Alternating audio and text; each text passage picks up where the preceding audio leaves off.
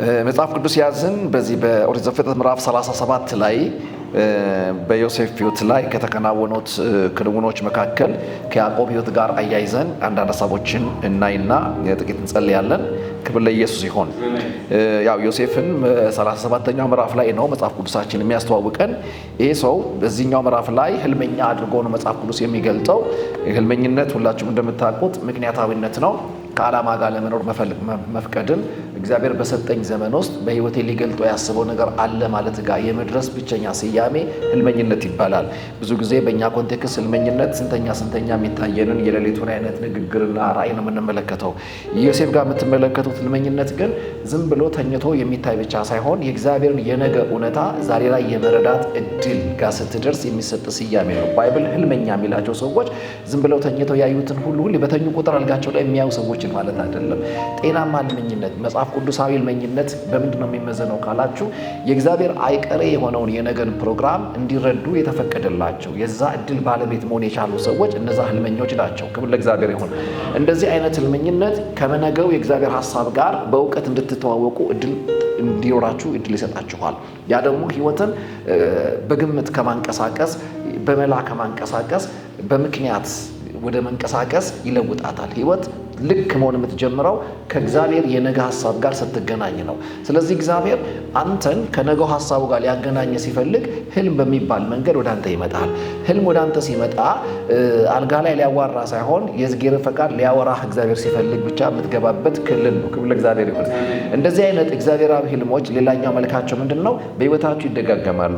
እስኪገባችሁ ድረስ ይደረጋሉ፣ ይደጋገማሉ። እዚላችኋል ዮሴፍ ጋር ደጋግሞ ነው የታየው። እንደገና ንጉሱ ጋር ደጋግሞ ነው የታየው።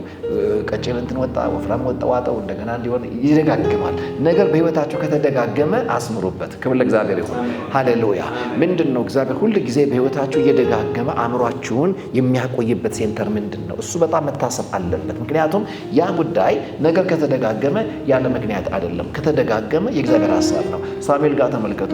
ሳሙኤል ይለዋል፣ ኤሊ ጋር ይሮጣል። እንደገና ሳሙኤል ይለዋል፣ ኤሊ ጋር ይሮጣል። ወደ 3 ክትሮት ድረስ መጥራት አይደክመውም። አሜን ናቸው።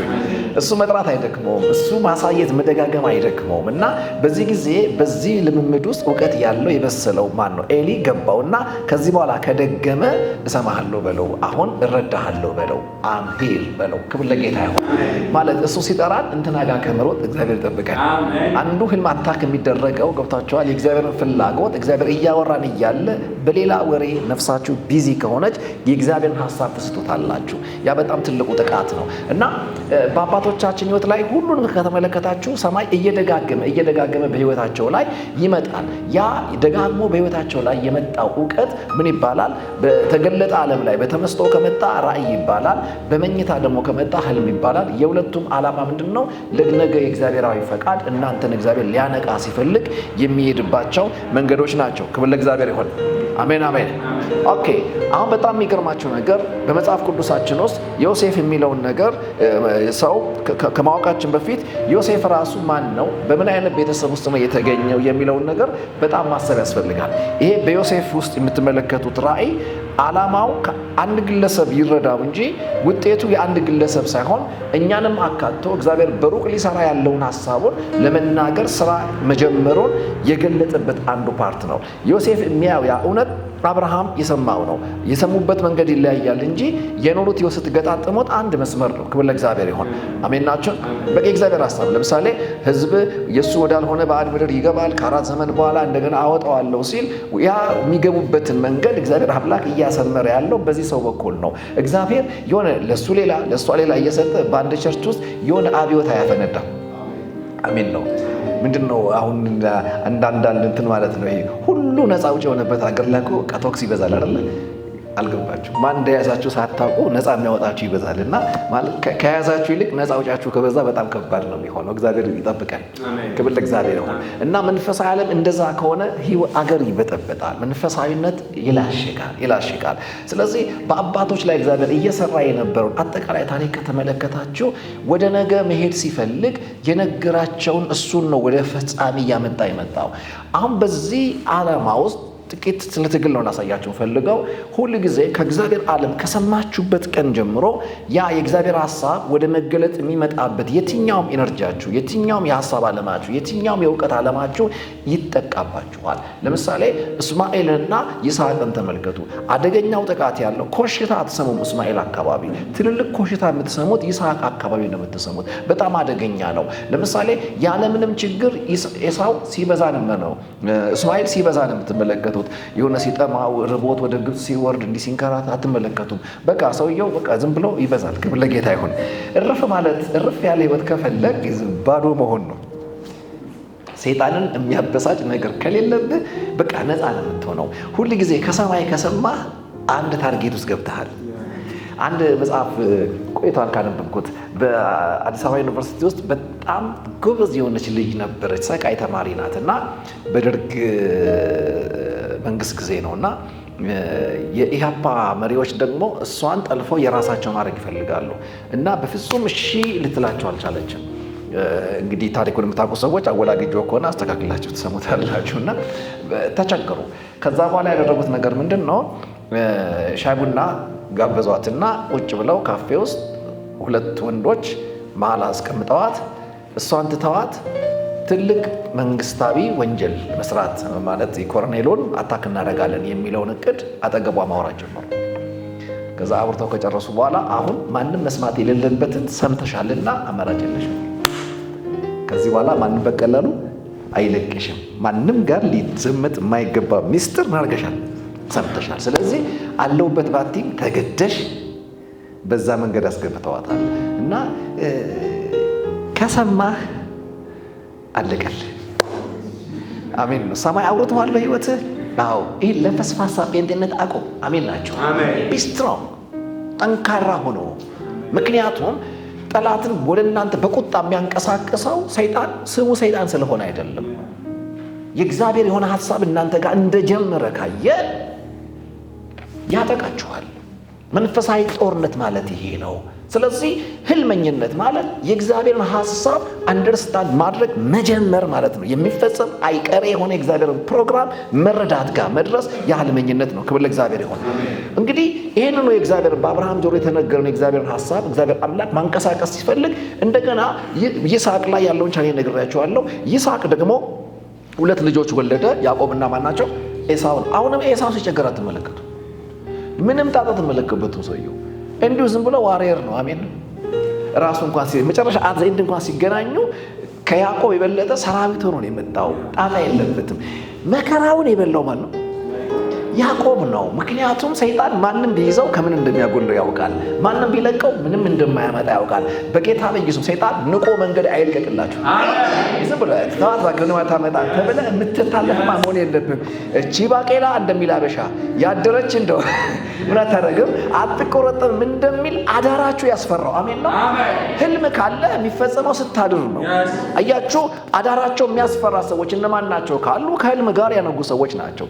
ህልመኞች በዋሉ ባደሩ ቁጥር ህልሙን ወደ ተግባር የመለወጥ እድል ጋር ስለሆነ የሚገናኙት ምን የሚያረጋቸው አዳርላቸው ላይ ያቀዳል።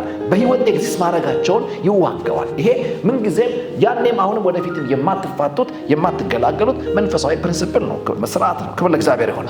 አሜን።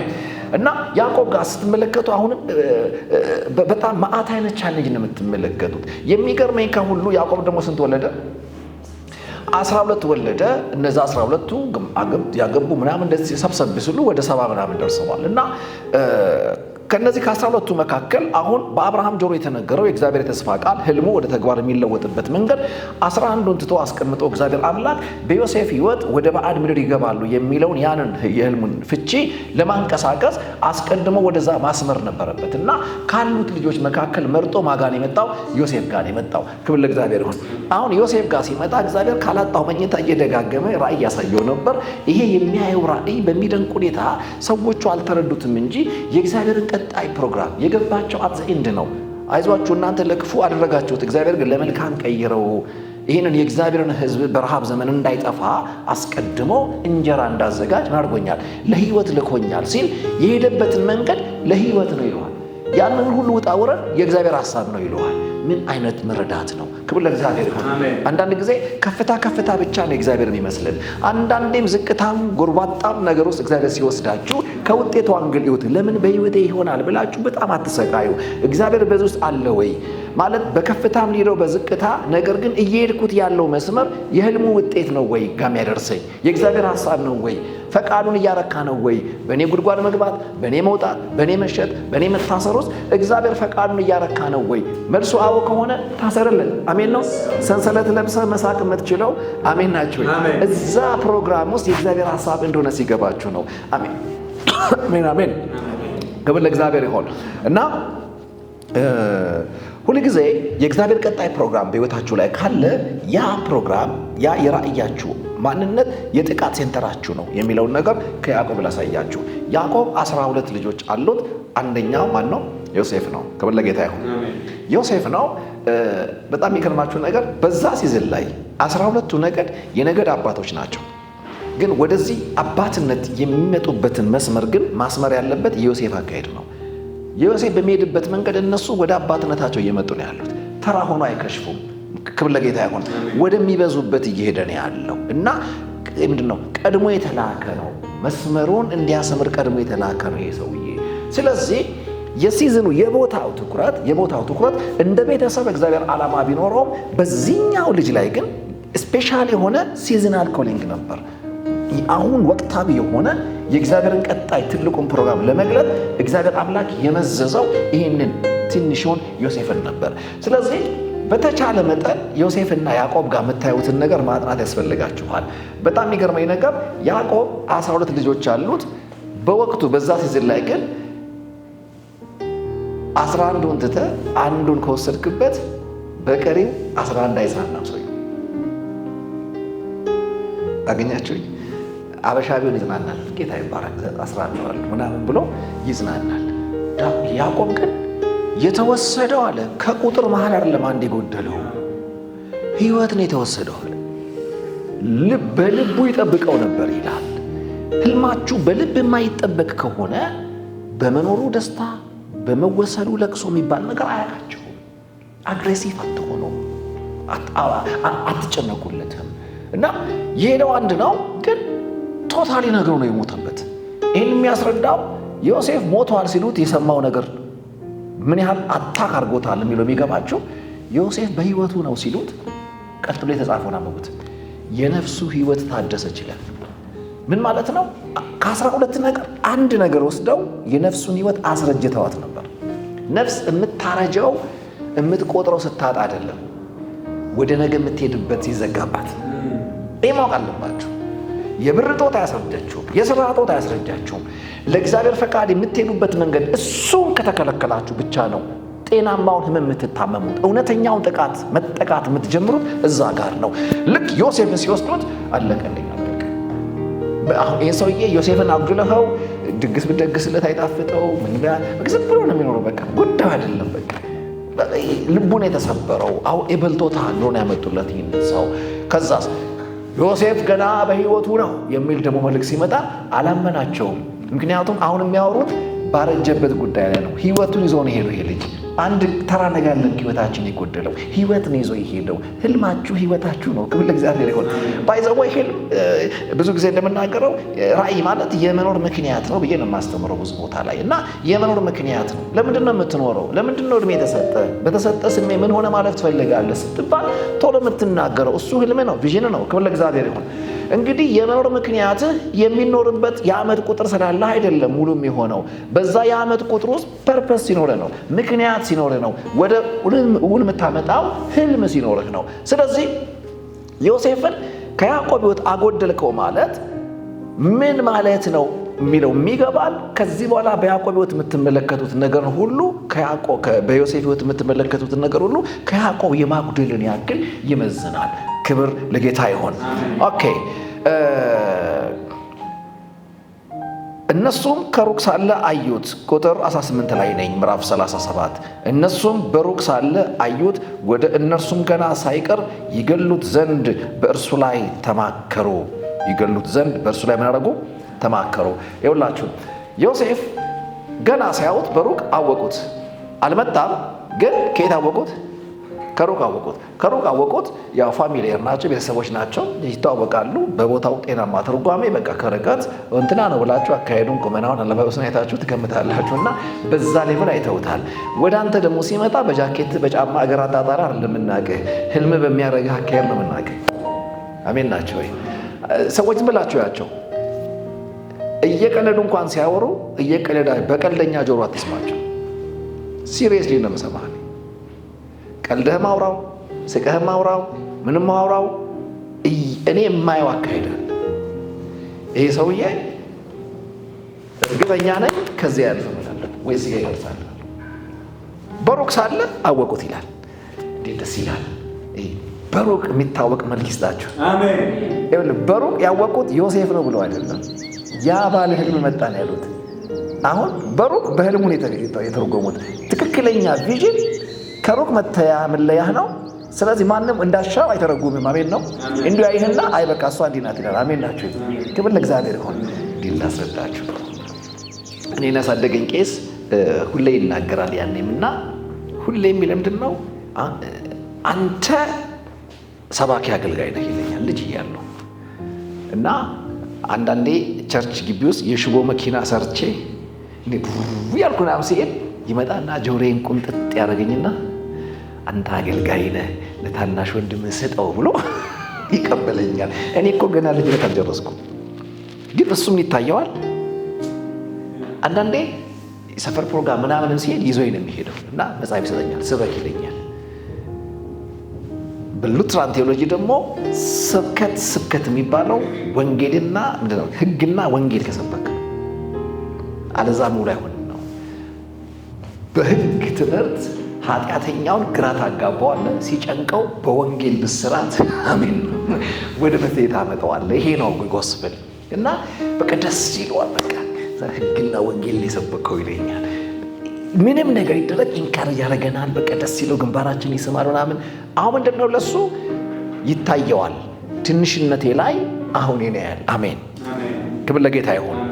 ያው እንዲህ የተባለ ታደገ። አሜን ታደገ። አንድ ያስታውሳለሁ በአብያተ ክርስቲያናት ኮንፈረንስ ተደግሶ በሐረር ከተማ ላይ የዕለቱ ደግሞ አገልጋይ ላይ ነበርኩ። እሱ ደግሞ በህብረት ውስጥ ያው መሪ ስለነበረ ፊት ተቀምጧል። ማገልገል ጀመርኩ እና በቃ ያው የሚሆነው ይሆን ነበር። ሰዎች ነፃ ይወጡ ነበር፣ አጋንንቶች ይወጡ ነበር እና ሁሉ ሰው ያጨበጭባል፣ ይስቃል። እሱ ግን ያለቅስ ነበር። እርግጥ እኔና እሱ ተግባብተናል። አሁን እሱ የሚያየው አሁኔን አይደለም መንገዴን ነው። ወዳጆቼ ከሩቅ ታወቁ። አሜን ነው። መልክ የሌለውን አካሄድ ሰው እንዲያይቶ ግራ አይጋባባቸው። እንዲሁ አይቶ ይሄ እዛ ይደርሳል የሚባል ነጋችሁን የሚገልጥ አካሄድ ይብቀልላችሁ። በጣም ቴክ ኬር። እያንዳንዱ አካሄዳችሁ ስለ ነገ የምታወራው ነገር አለ። እያንዳንዷ ህይወት ትርጓሜያችሁ በህይወታችሁ ላይ የምትገልጠው ነገር አለ። ይህን መርሳት የለባችሁም። በህይወታችሁ ላይ በጣም ጥንቃቄ የሚያስፈልገን ነገር ይሄ ነው። ኬርለስ አትሁኑ። ህልመኛ እንደፈለጉ አይሄድም። አሜን ነው። ህልመኛ እንደፈለጉ አይሄድም። እያንዳንዱን ምንም ፍጻሜ ጋር ባይደርስም ህልመኛ ከሆነ ለዛሬ ይጠነቀቃል። ምክንያቱም የህልም ፋይናል ጎል ግብ እያንዳንዱ አካሄድ ተደምራ የምትደርስበት ግብ ነው የሚሆነው። ለምሳሌ በአዲስ አበባ ከተማ ላይ ከአራተኛ ፎቅ በላይ ትገደዳለህ መሰለኝ ሊፍት እና ግን እስከ 4 ከሆነ የገነባኸው የምትወጣው በደረጃ ነው። ስለዚህ እያንዳንዷን ደረጃ ከተጣላሃት አትወጣም። ከተኳረፍክ አረግጥም እያልክ ከተጣላህ ገብቶሃል። ትንሽ ቦታ ላይ እዛ የምትወጣበትን ነው የምትከለክለው። ስለዚህ አሁን ብዙ ሰዎች የህልማቸውን ፍጻሜ የሚቀሙት መቼ ነው ካላችሁ፣ ከሩቅ የሚታይ መልክ የላቸውም። ከሩቅ የሚጣራ ዛሬያቸው ላይ ሩቅ የሚጮህ መልክ አያስነብቡም። በጌታ በኢየሱስ ሰው ዛሬህን አይቶ ነገ ይግባው ብለው አጠግባለሁ። ዛሬህን ታይቶ ነገ ይግባው፣ ዛሬ ላይ ነገ ይጮህ፣ ነገ ይታይ፣ ነገ ይነበብ። አሜን ናቸው ወይ? ይሄ ማመን ያስፈልጋል። በህይወቴ ላይ በቃ አንዳንዴ ላለ በቃ ጀስት ምን አለ በለኝ፣ ዛሬ እዚህ ነኝ ይላል፣ ነገ ደግሞ እዛ ነኝ። ዝም ብሎ ህይወትን ባለበት የሚደጋግም ማንነት የለኝም። ዝም ብሎ በዛ ቤተሰብ ውስጥ ሲሄድ የምታዩት ዮሴፍን ብቻ ነው። ራሱ መጽሐፉ 11 ይተዋቸውና ይከተለዋል። አሜን ነው ወይ? ታሪክ ዘጋቢው ራሱ ይተዋቸውና ማንም የሚከተለው ይሄን ህልመኛውን ነው የሚከተለው። ለምን? አሁን ይሄ የሚሄደው የእግዚአብሔር ሐሳብ ነው። እነሱ እንደውም አገንስ የእግዚአብሔር ሐሳብ ናቸው አይደለ? እንያዘው፣ እንግደለው ይላሉ፣ እናቁመው ይላሉ። ሰውየው እኮ የማይቆም ነው። ጥሎባቸው እንጂ የሚዝቱት ምን ያደርጉም አይቆሙም። ህልመኛ ካወቅ አትታገለው፣ ከቻልክ ተባበረው፣ ካልቻልክ ዝም በማለት አግዘው። አልገባችሁ? ስንክሳር አታውራ መንገዱ ላይ አታቅማ። እዝጌር አንተን አማክረው አይደለም አልጋው ላይ መጥቶ ያወራው። አሜን ነው። እኔን ሲያወራ ኤቢን አላማከረውም፣ ኤቢን ሲያወራ እኔን አላማከረኝም። ስለዚህ ያለኝ አማራጭ ምንድን ነው? መተባበር ነው። አሜን ነው። እኔ አልገባኝም፣ ነገር ግን በቃ ከሱ ከሰማህ በቀኝ መስጠት ነው። አሜን ነው። አትሊስት ግራ አትስጥ። አሜን። አልገባም። ቀኝ መስጠት ቢከብድ እንኳን ምን አትስጥ፣ በቃ ዝም ብለህ ሰብስብ፣ ዝም ብለን ተነዳል እንደሚል ሸራ አውርድ፣ መቅዘፍና አቆምና ለንፋሱ ተወው። አሜን። ሰዎች ይሄዱ ለጌታ ላስረዳችሁ። እሺ ልመለስ፣ እየቀዳችሁ ነው። በቃ የሙሴ እናት ሲላችኋል። እንዲህ አይነት የእግዚአብሔር ፕሮግራም ያለባቸው ሰዎች ወደዚህ ፕላኔት ያለ ምክንያት አይመጡም። አንድ ነገር ልምከራችሁ አባቴ ልጆች፣ እዚህ ዘመን ላይ 2018 ምናምን ዓመተ ምህረት የሚባል ቁጥር ላይ በዚህ ዕድሜ በዚህ ሁኔታ መገኘታችሁ የእግዚአብሔር ፕሮግራም ስህተት አይደለም። የአጋጣሚ ውጤት አይደላችሁም። በቃ የሆነ ፕሮግራም አለው እዚህ ሲዝን ላይ። ይህም መጀመሪያ መቀበል መቻል አለብህ። አሜን ናቸው። እና ልክ ሙሴ የሚወለድበት ዘመን ላይ የአብርሃም የተተነበየው 400 ዓመት የዘጋበት ጊዜ ነው። ተራ የቁጥር መገጣጠም አይደለም። እግዚአብሔር በአጋጣሚ የሚሰራው ድብልቅልቅ ያለ ስራ የለውም። ከዘላለም ያሰመረው ላይ ነው የሚሄደው። ይሄ ማወቅ አለባቸው።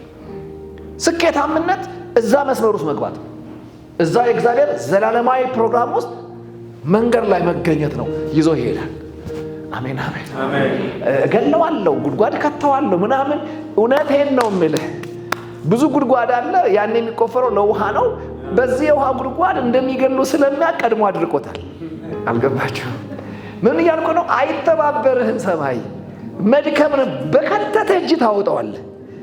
በከተተ እጅ እንዳደረገዋለህ ታወጣዋለህ እንጂ በፍጹም ከህልም ጋር ውለው የሚያድሩ ሰዎችን መንገድ የመዝጋት ያክል ትልቅ ጥቃት የለም። መንገዳችሁ ላይ የቆመ ጨለማ የተመታ ይሆናል። እውነቴን እምላችሁ፣ ይህን በጣም በጥንቃቄ በእርግጠኝነት ነው የምነግራችሁ። እና 400 ዓመት እንዳለቀ ነው ሙሴ የተወለደው። ካልጠፋ ሲዘን እዚህ ዘመን ላይ የሚወለዱት ላይ ነው ሰይጣን የተቆጣው። ብዙ ወንድ በእስራኤል ቤት ተወልዶ አድጎ ጭቃ አብኩቷል። እዚህ ዘመን ላይ የሚወለዱ ወንዶች ግን ጭቃ የሚያቦኩ አይደሉም። ወንዝ ረግጠው የሚያልፉ ናቸው። ታቦት የሚሸከሙ ናቸው። ፈርዖንን በቃ የሚሉ ናቸው። ባርነት በቃ የሚሉ ናቸው። ለምን? ሞልቷል ቁጥሩ።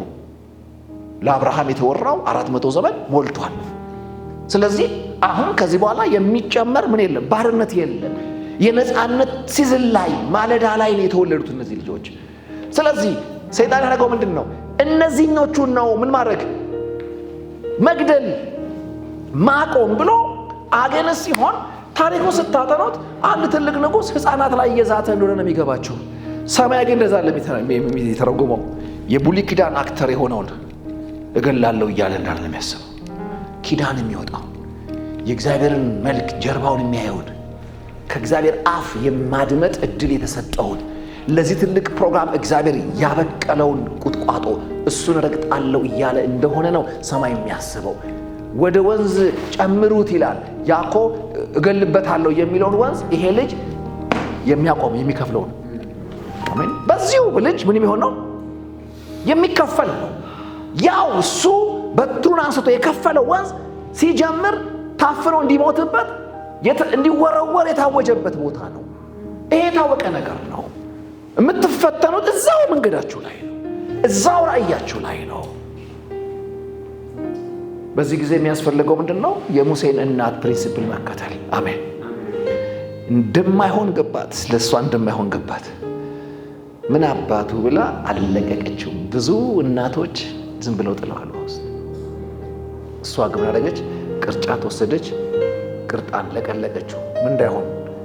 አስጣሚው ውሃ እንዳይገባበት አድርጋ የሚሰጥን ማንነት ሳይሆን የሚንሳፈፍ ማንነት ጋር አድርሳ ቁጭ አደረገችው። ምን አይነት መታደል ነው! እውነት እንደዚህ አይነት ጸጋ ይብዛልን። ደስ የሚል እኮ ነገር ነው። በቃ ማለት እየተንሳፈፈ ይቀጥል። ከኔ እጅ እኔ ወደሚሰጥምበት አልመራውም። ነገር ግን የእግዚአብሔርን ተስፋ እየተንሳፈፈ እንዲጠብቅ ወደሚችልበት አትሞስፌር አንቀሳቅሰዋለሁ የሚል አስደናቂ የሆነ እንዴት እንደመጣላት አላውቅም። በፍቹ ልጁ እየተንሳፈ ቤት ጥሩ ነው። ፈርዖን ቤት መሰለህ በሌላ አዋጅ እንዳይገደል አሜን። ከዚህ በኋላ 54,000 አዋጅ ቢደጋገም አዋጁ የሚወጣው እነሱ መኝታ ቤት ነው። አሜን። ኤክሰፕት ማን ነው? ኤክሰፕት ሙሴ ነው የሚሆነው። እግዚአብሔር ህልም ከሰጠ በቃ ታድጋለህ። አጠገብ ያለ ህልም አለ ወይ በለው። በቃ እድሜህ ራሱ ረጅም ነው። ተው ሌላው ይቅር፣ እድሜህ ራሱ ረጅም ነው። ክብር ለእግዚአብሔር ይሁን። ይሄ ማመን አለባችሁ። በቃ እድሜያችሁ ራሱ ረጅም ነው። ህልም ማለት ተስፋ ነው። በቃ እግዚአብሔር ያልጨረሰው ግን የጀመረው ጉዳይ እኔ ጋር አለው የማለት ድፍረት ነው ህልመኝነት። ኦኬ ወደ ዮሴፍ እንመልከት። ዮሴፍ ጋር ምናምን በሩቅ ሳለ አወቁት። ከዛ ምናምን እነሆ ያ ባለ ህልሙ መጣ። ማን መጣ? ባለ ህልሙ መጣ። ይሄ በጣም የሚደንቅ አጠራር ነው። ማለት ፋሚሊ ናቸው፣ ስሙን ያውቃሉ። ነገር ግን አሁን ለ17 ዓመት በስሙ ነው የሚጠሩት። የተደጋገመ ህልም ካወራ በኋላ ግን ህልሙ ስሙን ቀማው። መታወቂያ ውስጥ ተቆጣጠረው ማለት ነው። ያ እንዲህ የሚያደርገው ሰው እየመጣ ከተባልክ ተሳክቶልሃል። አሜን። ሰዎች አንድ ነገር ከተደጋገሙ ስማቸው አድርጉት። አሜን። ተረዷቸው። በቃ እግዚአብሔር በውስጣቸው ያስቀመጠው ምንድን ነው? አሁን እኮ እንትን እንዳንላቸው አንዳንድ ሰዎች የምንቸገረው አይደጋግሙ። አልገባህ? ዛሬ በቃ ወጋው ታየኝ ይላል። በቃ የሰውዬ ታይቶታል። ነብይ እንበለው እንደ ስንል ነገ ደግሞ ኮንክሪት ያስተምራል። አስተማሪ እንበለው ስንል ደግሞ እንትን ይሆናል። እና ይሄ እስስት መንፈስ የተመታ ይሆን። አሜን ነው። እንዲታየን አድርግ። አሜን ናቸው። እሱ እንዲህ ነው የሚያስብል ነገር ጋር በቃ መጠሪያ ይሆናል። ከዛ በኋላ ታሪክ የሚያልቀው ባይዘወይ ከሀስከፈ ያለቀው በህልም ነው። ሰውየው ሲጀምርም በህልም ነው። ከእስር ቤትም ተጨብጭቦለት ወደ ፓላስ ሲገባ በህልም ነው። ለምን? መስመሩ ያ ነው። ወፍራም እንጀራ የሚበላው በዛ ነው። ከአንተ ወደ አንቱ የሚመጣው በዛ ነው። ይሄ ታወቀ ነው። ታሪክ ጥሎን ያለፈው። ስለዚህ ያ ባለ ህልም መጣ። ምን እናድርገው? ኑ ጉድጓድ ውስጥ ንክተተውና ገለነው፣ ከህልሞች የትኛው እንደሚፈጸም እናያለን ብለው አጌንስቶ ነው። ይሄን ማንሳት የፈለኩት ለምንድን ነው? የትኛውም መንፈሳዊ ትግላችሁ ከህልማችሁ ጋር የሚጸነስ ነው። ከእናንተ ቆመት ጋር፣ ከእናንተ ሀብት ጋር፣ ከዛ ጋር የተገናኘ አይደለም። አንዳንድ መንፈሳዊ እንኳን ስጋዊ እንኳን አንዳንድ ህመሞች ሲምፕሊ እንዳትመለከቷቸው። ከራእያችሁ አንግል የሚወረወሩ ፍላጻዎች ሊሆኑ ይችላሉ። ከራእያችሁ አንግል አንዳንድ ኢኮኖሚካል ጥቃቶች ምንም እየቀለደ ሰውየው ያተረፈ አንተ በጽድቅ እየነገርክ ክራክ የሚያደርግብህ ከሆነ ቢዝነሱ ላይ የመጣ ችግር አድርገህ እንዳትሞኝ። እንደዛ ቢሆን ኖሮ የጎረቤትህም ይሆን ነበር። አይደለም ነገሩ ከህልምህ አንግል ነው። ለሁሉ ትኩረት እንድትሰጡ የሚያደርጋችሁ አለኝ የምትሉት ህልም ሲኖራችሁ ብቻ ነው። ለህልም ስትል ነው አንተም ዋጋ የምትከፍለው። ከህልም የተነሳ ነው ጠላትን ማታክ የሚያደርግህ። ስለዚህ መንፈሳዊ የምትሏቸው ትግሎቻችሁ ራሳቸው ብቻ ሳይሆኑ ስጋዊ የምትሏቸውም አንዳንድ ህይወት ውጣ ውረዶች ሁሉ ተደምረው ማቆም ይፈልጉት በእናንተ የተጀመረን ለእናንተ የተነገረን ህልም ወደ ፍጻሜ ወደ ፍታቴ እንዳይመጣ ነው። ህልም ካለ ፍቺው ስላለ ማለት ነው። እግዚአብሔር ይጠብቀን። ክብር ለጌታ ይሁን። በጌታ በኢየሱስ ስም ከህልማችሁ አንግል የተነሳ የተዘረጋ ወደ ስጋችሁ የተጠጋ ደዌ የተነቀለ ይሁን። በመንገዳችሁ ላይ የተጋረደ መጋረጃ የተቀደደ ይሁን። ወደ ፋይናንሳችሁ የተዘረጋ የጠላት እጅ የተያዘ ይሁን። መፍቀድ የለባችሁ። ዞር በል ማለት አለባችሁ። ምክንያቱም አንተ ህልመኛ ነህ። ብታተርፍ የምታንቀሳቀሰው ህልምህን ነው። አሁን እግዚአብሔር በፋይናንስ ቢባረክ ናይት ክለብ ከፍተህ ወጣት ስታዘልል አታድርም። አዳር ጸሎት ፕሮግራም ታደርግ ይሆናል። አሜን ናችሁ። ኮንፈረንስ ታደርጋለህ፣ በየገጠሩ ምናምን ታደርጋለህ፣ ሚሽነሪ ትለካለህ። ያውቀዋል። አንተ ጋር ነገር ሰብሰብ ብሎ ከመጣ ምን እንደምታደርግበት ሰይጣን ያውቃል። ስለዚህ የምታደርገውን ስለሚያውቅ ህልምህ ነዋ።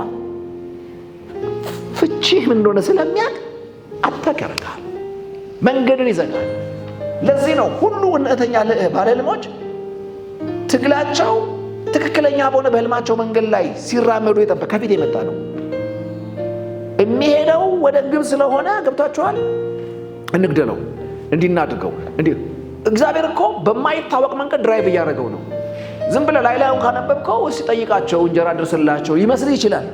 ነገሩ እንጀራ ከማቀበል ያለፈ ነው። ዮሴፍን የማ ዳዊትን ይው እሺ ወንድሞች ጦር ሜዳ ነው ያሉት፣ እስቲ ሂድና ሲያቸው ነው በቃ። ስትመለከተው የቤተሰብ ደብዳቤ መስራት አድርስና በዛው ምስቲ ሰላማቸውን አይተህ ተመለስ ተብሎ አባት ልጁን በላከበት ኖርማል የዕለት ተዕለት ተግባር ነው ታሪኩ የሚጀምረው።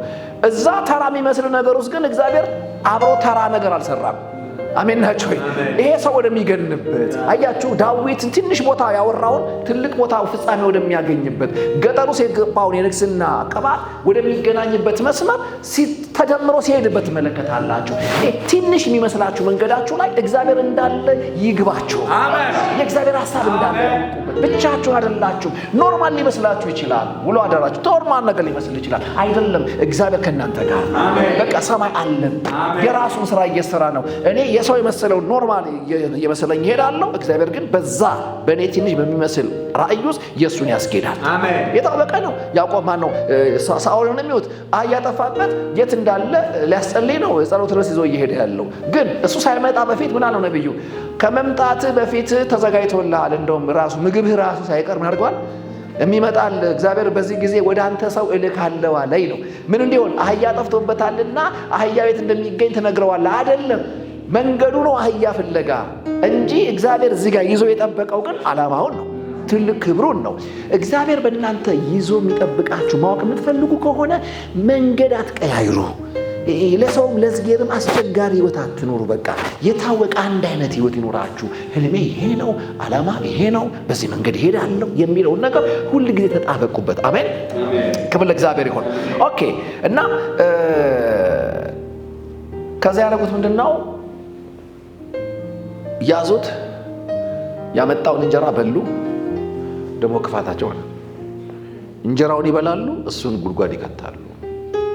አንዱ የህልመኝነት ጥቃት ይሄ ነው። መልካም ጎናቸውን ሳይጠየቁ ይጠቀሙታል። በህልማችሁ ላይ ግን ቀኛቸውን አይሰጧችሁ። አንዱ ጥቃት ይሄ ነው። እግዚአብሔር ከእንደዚህ አይነት አስተሳሰብ ይጠብቃችሁ። ይህ በጣም መታወቅ አለበት። ሲፈትሹት አገልግል ይዟል፣ እሱን ይቀበሉታል። ያን ሁሉ በረሃ ተንከራቶ ይዞላቸው የመጣው ለማን ነው? ለነሱ ነው። አገልግሉን በልተው እንኳን አራሩለትም። እንደው መጽሐፍ ሲናገር እየለመናቸው አራሩለትም። በቃ አንደኛ ወንድሙ ብቻ ነው በቃ አንጀት የተላወሰው እንጂ ዘሬስት አስሩ አራሩለትም። ወስደው ጉድጓድ ውስጥ ከተቱት። አሁን ትልቁ ሰልፍ እዚህ ጋር ነው የመጣው። ህልም ይዞ ራስን ጉድጓድ ውስጥ ማግኘት ትልቅ ነገር። ከእግዚአብሔር ሰምታችሁ ያንን የማይተረጉም ቦታ ላይ መገኘት። በጸሎት መንፈስ የነገርኳችሁ ከዚህ ጋር ይገናኛል። ወደ ዓለም ሁሉ ሂዱ የሚባል ተስፋ ቃል ይዘህ በፍርሃት በር ዘግተህ አንድ ቤት ውስጥ መገኘት። ትልቅ ፖቴንሻል የሆኑ ሰዎች ሰብሰብ ብለው ትንሽ ቦታ ተከማችተዋል። አንተ 12 ደቀ መዛሙርት እንደገና 108 ደግሞ ሌላ ቅድስት ድንግል ማርያምን ጨምሮ ቀላል ሰው እንዳይመስልን። ይሄ የኢነርጂ ብክነት ይባላል። መንፈስ ቅዱስ መጣና ተበተናል። አሜን ነው ወይ? ምን ነው ትልቅ አቅም ይዘህ የሆነ ቦታ ላይ ኩርንችት መንፈስ የተመታ ይሆን? አሜን። የሆነ በተን የሚያደርግ መንፈስ ይምጣባችሁ። አሜን። ወደ ምትፈልግበት በከይል አንተ ወደ አረባ አንተ ወደ መናፍ አንተ ወደ ጾኪያ አሜን መንፈስ ይምጣ። አለዛ በጣም ከባድ ነው። ይሄን ሁሉ መዘጋት ምንድነው ያመጣው ካላችሁ ከጥሪያቸው አንግል የመጣ ጥቃት ነው። ከተፈለጉበት ራእይ አንግል የሚመጣ ጥቃት ነው። እባካችሁ እምነትን ወደ ቤተ ክርስቲያንም ስትመጡ ያው እዚህ አክቹአሊ በምንም መንገድ ብትመጡ የመጣችሁበትን የሚመስል ነገር አናወራም። ምክንያቱም ክርስቲያኒቲ እሱ ስላልሆነ ማለት ነው። ክብር ለጌታ ይሁን። ይታወቃል። አሁን አርብ የፎስ ፕሮግራም ብለን ምን መስበክ እንዳለብን ይገባናል። ግን ለእኔ ይሄ ነው ዋነኛው ፎስ ብዬ ነው የማምነው። ዋናው የላይፍ ፕሪንሲፕላችሁ መፈወስ አለበት። ይሄኛው አንዳንዱ ራስ መታት በፓራሲታሞል ይለቃል። አሜን ነው። ምን ነው አሜን አትይስ። እኔ በዛ አምናለሁ። ክብር ለጌታ ይሁን። ከልጅነቴ ነው።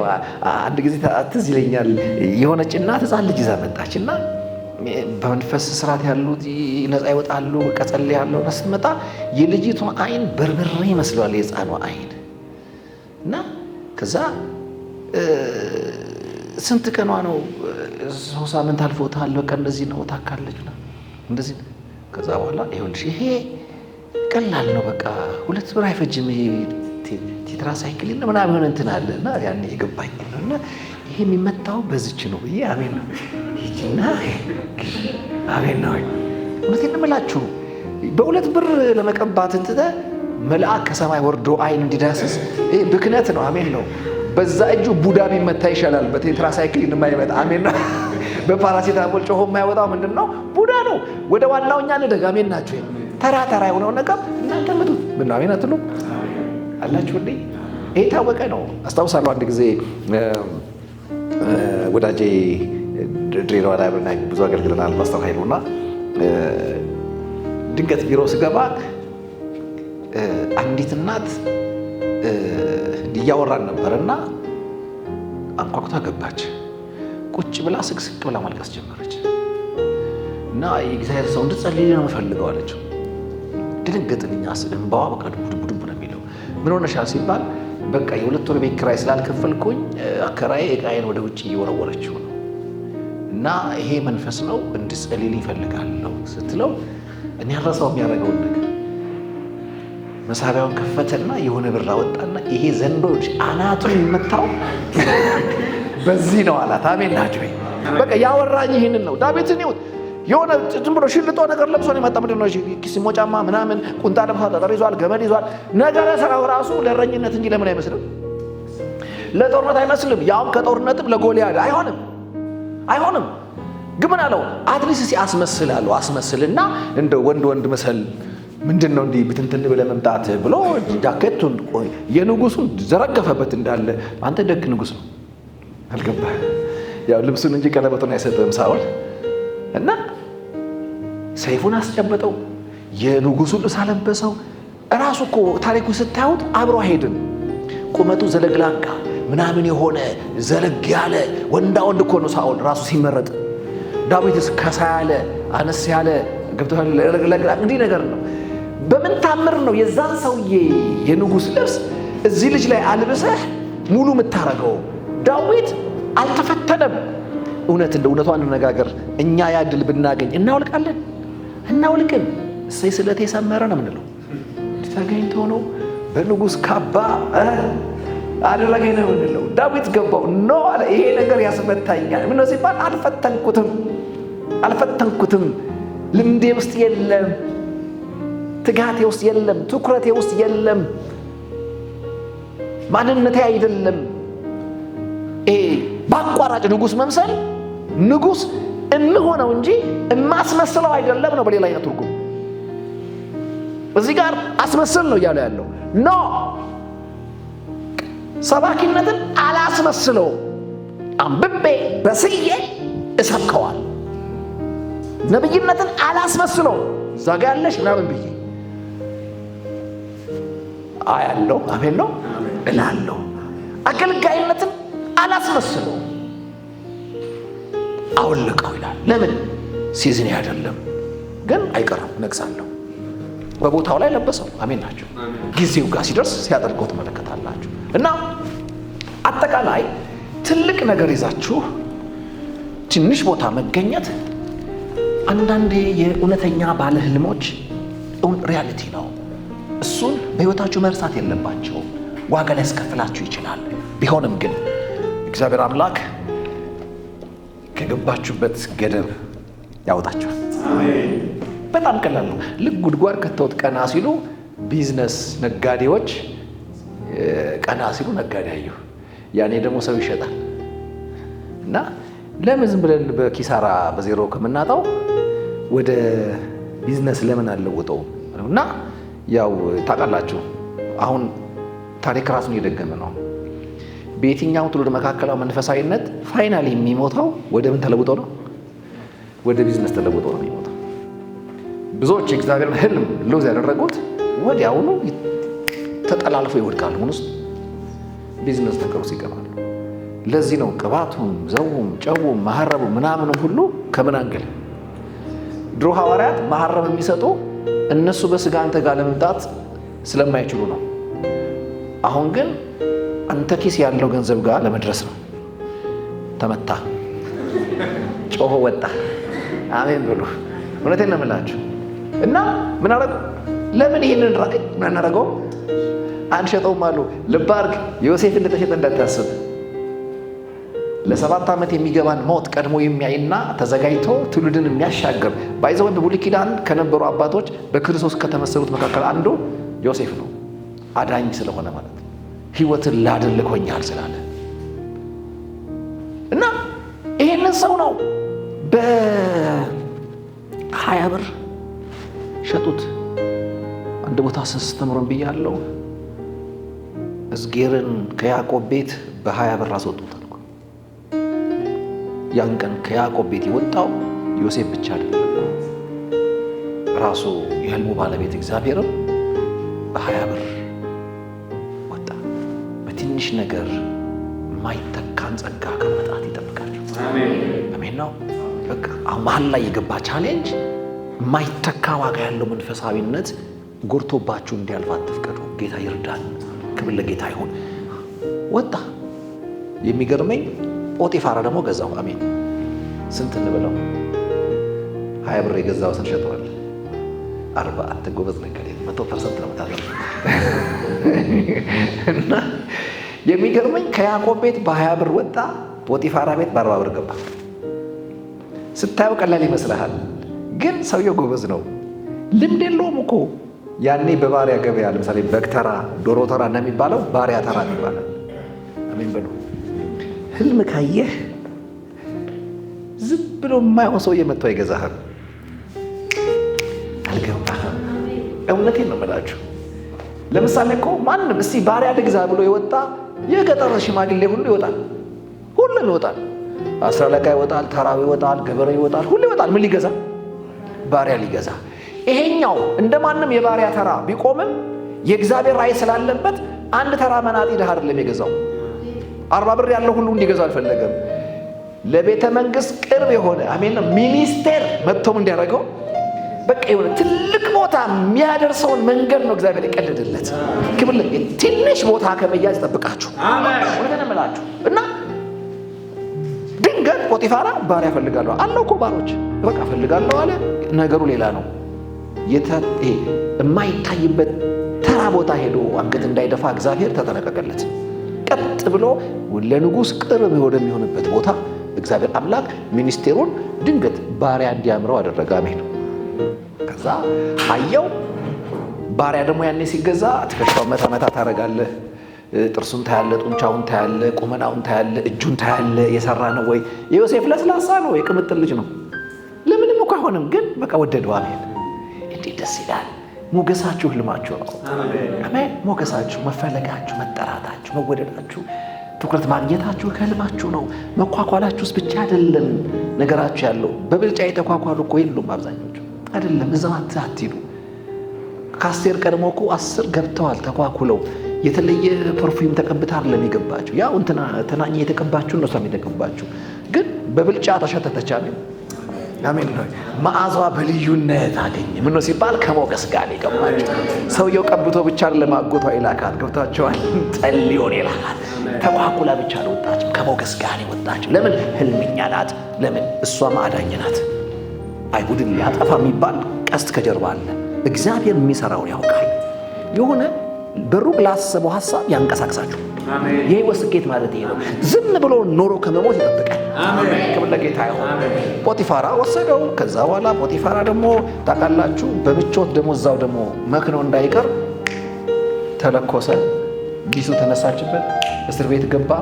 እስር ቤት ገብቶ ቁጭ ብሎ ግራ እንዳይገባው እግዚአብሔር ደግሞ ባለስልጣን እስረኛ፣ የፖለቲካ እስረኛ ላከለት። አሜን። እኔ እኮ ምኑን ከምኑ እንደሚያገጣጥመው ግራ ነው የሚገባኝ። ሊገሉ ሲሉ እንዲሸጡ ያደርጋቸዋል። ሊገዛ ሲል ተራ ሰው እንዳይገዛ ያደርግሃል። ከዛ ደግሞ የፖለቲካ እስረኛ እንድትሆን ባለስልጣን ቤት ወንጀለኛ ተብለህ እንድትጠረጠር ያደርግሃል። አየህ፣ የፖለቲካ እስረኛ ካልሆንክ የፖለቲካ እስረኞችን አታገኛቸውም። አያችሁ። ስለዚህ ተገናኘ። ዋናው ሚኒስቴር ምንድን ነው? ጠጅ አሳላፊ ማለት የውሃ ሚኒስቴር ነው፣ ፈሳሽና ኢነርጂ ሚኒስቴር። ያኛው ደግሞ የግብርና ሚኒስቴር ነው። ገብቷችኋል? እና ሁለቱም ያገኘው። ከዛ ህልም አለኝ አለ። አይ አንተ እዛ 3 ህልሞች ይታያቸዋል። ከቤቱ ሲወጣ ደጋግሞ 2 ያየው የሱ ህልም፣ እስር ቤት ውስጥ 2 አይነት ህልሞች አገኛችሁኝ። ከዛ ደግሞ ቤተ መንግስት 2 አይነት ህልሞች። ህይወት ኢዝሊ ወሰደችው። እዛ ጋር ሲደርስ ነገዘ። ከዛ አየው ዋናው ነገር ህይወት አይጠለ። ስለዚህ የህልም መንገዱ ይሄ ነው። በህልም መንገድ ስትሄዱ ይሁን ለየተጨበጨበች አይደለም የምትሄዱት። አንዳንድ ነገር ስትረግል ያጋጥማችኋል። በርቱ። ከህልማችሁ አንግል በህልማችሁ መስመር ላይ የሚያገኛችሁ አንዳንድ ኮረኮንች አትበሳጩበት፣ እንቅልፍ አትጡበት፣ ከምስጋና አትጉደሉበት። እያመሰገናችሁ ቀጥሉ። እግዚአብሔር ሆይ በዚህ ማለፍ ፈቃድ ከሆነ ምክንያት ካለ እኖርልሃለሁ፣ እሄድልሃለሁ። ጉድጓድ ብገባም ያየሁት ጉድጓድ መግባትና መቅረት ሳይሆን በአንተ ታግሰው መንገስ ስለሆነ ዛሬ በተራ ይሸጠኝ መጥቶ እንደሚሰግድ አውርተኸኛል። ፍጻሜው እዛ ጋር እንጂ የመሃሉ ላይ አይደለም። ስለዚህ የመሃሉን የምታገሰው ግቡን ስለነገርከኝ ነው። የተነገረና የተደመጠ ግብ ከሌለ የመሃሉን ውጣ ውረድ መታገስ አትችልም። ትንከራተታለህ። ቸርች ተቀያየር ይሆናል እንጂ ህይወት አትቀይርም። ሲስተም ተቀያየር ይሆናል እንጂ ቢዝነስ ተቀያየር ይሆናል እንጂ ህይወት ግን አትቀይርም። በመቀያየር አትድከም። ህልም ላይ ፎከስ ድሁን። አሜን ናቸው። እንደዛ እንደነበር አየኝ ችክል ብለህ እሱን ይኸው እግዚአብሔር ያከብርሃል። ሃሌሉያ! ክብር ለጌታ ይሁን። ቆመን እንጸልያለን።